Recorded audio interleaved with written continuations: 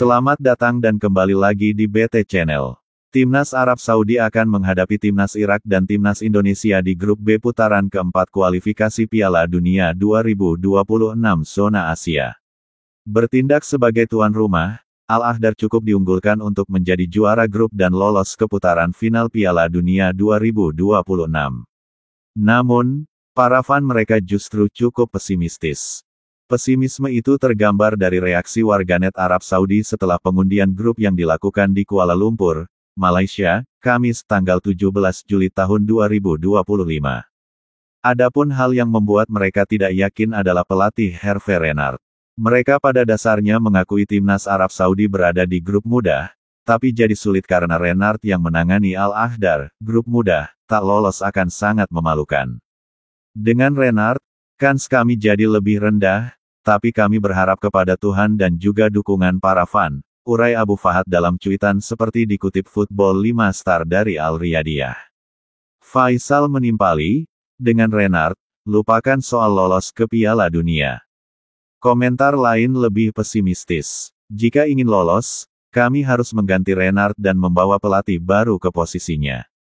Tim, dengan Renard, sayangnya sangat terpuruk dan mungkin akan gagal, tulis akun Grid Saudi Arabia. Sementara itu, Fahad berkomentar, undian sulit untuk timnas. Saya memperkirakan kalah dalam semua pertandingan. Sikap pesimistis dari sebagian fan timnas Arab Saudi menatap putaran 4 kualifikasi Piala Dunia 2026 zona Asia tak terlepas dari rentetan hasil buruk belakangan ini. Kedatangan kembali Hervé Renard tak membuat mereka bangkit. Bahkan, dari hasil yang diraih, Al-Ahdar justru lebih buruk dari saat ditangani Roberto Mancini.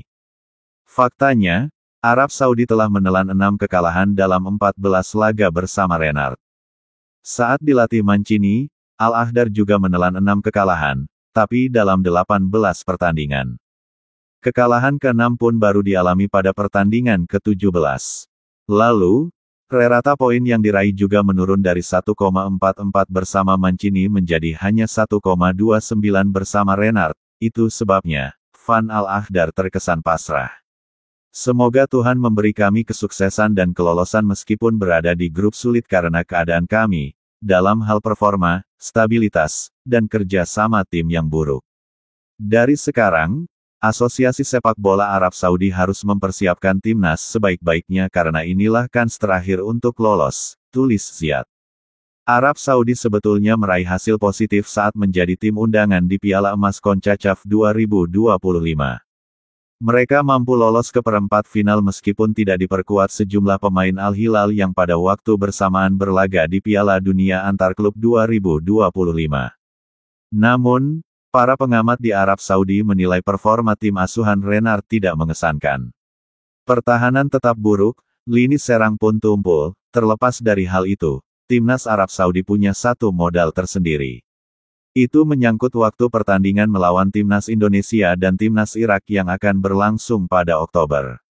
Bersama Hervé Renard, Al-Ahdar punya rekor bagus saat bertanding pada bulan ke-10 dalam kalender Masehi tersebut. Pada periode pertamanya menangani Arab Saudi, 2019 hingga 2022, Renard telah melakoni 5 pertandingan pada Oktober. Hasilnya, dia tak pernah membawa Al-Ahdar kalah. Dalam 4 kesempatan, Salem Al-Dawsariches meraih kemenangan dan imbang pada 1 partai lainnya.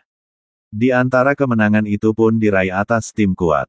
Pada 2019, Arab Saudi menang 3-0 atas Singapura dan imbang 0-0 dengan Palestina.